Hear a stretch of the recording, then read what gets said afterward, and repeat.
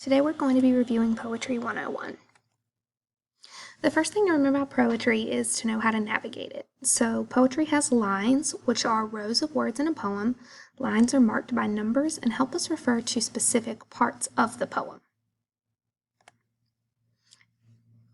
As you can see here, you've got the different lines and they are numbered usually by 5. So 1, 2, 3, 4, 5, 6, 7, 8, 9, 10, 11, 12, 13, 14.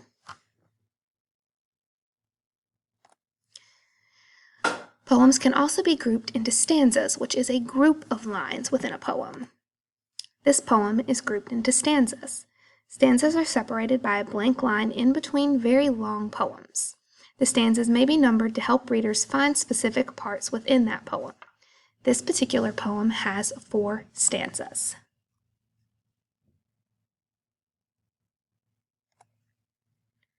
You also need to pay attention to the rhyme scheme of the poem. The pattern of the end of the words rhyme in a poem. They are marked with letters. Common rhyme schemes are A, B, A, B, A, B, B, A, B, C, A, B, C. If we look at this one, rhyme scheme is labeled by using letters to show the rhyming patterns of words.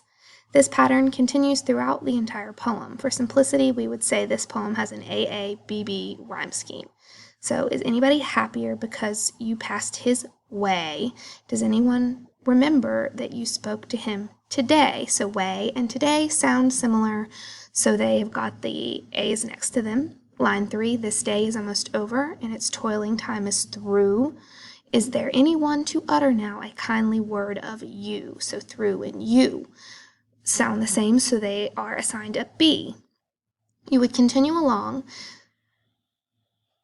this same pattern. So did you give a cheerful greeting to the friend who came along? We give a C, or a churlish sort of howdy, and then vanished in the throng, C. So because none of these sound the same at the end, we're assigning new letters as we go. Poetry is different than prose, therefore we must read it differently to understand.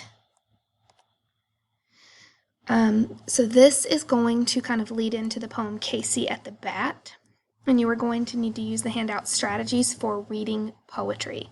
So when I see you in class, we will be using Casey at the Bat.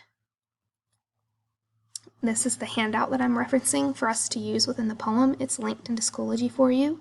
Strategies for reading poetry 101. Preview the poem, look at the title, pictures, form. Read this poem silently, pausing only at punctuation. Read the poem aloud, listening to the rhythm, which is the rhyme scheme AA, BB, AB, AB. Read the poem a third time and think about images. Visualize the poem in your mind.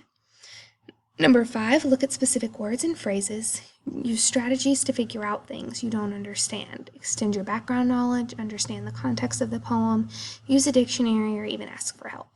Think about the poem's meanings, observations of life or theme, and what might the author's message be. So that's going to bring us to right here, previewing the poem. We have looked at the poem, title, form, pictures, etc. We have read the poem silently, trying to discover the characters, the setting, topics, etc. We've read the poem aloud, again, potentially tapping out the rhythm with our fingers on our desk. Read the poem again, looking for imagery this time, trying to visualize the poem. Look at specific words and phrases. Using strategies to help figure out anything you may not understand, build background knowledge, research context, use context clues, and ask for help. Consider the poem's meaning. What might the poem be about? What might the author be observing about life? What messages or point might he or she be making? So we're going to look at this poem, My Beard by Shel Silverstein. Poem reads, my beard grows to my toes, I never wear no clothes, I wraps my hair around my bear, and down the road I goes. So how many lines? So we're going to count 1, 2, 3, 4, 5. There are 5 lines in this poem. For stanzas, just one.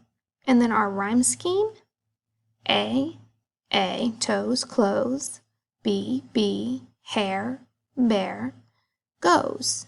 A is going to be assigned here because goes rhymes with toes and clothes. I want you to take a look at this poem right here from Rain and Summer, and I want you guys to figure out how many lines there are, how many stanzas there are, and I also want you to kind of take a look at the rhyme scheme and see if you can figure that out. Then when I see you, we will be using the poem Casey at the Bat as our in-class practice activity.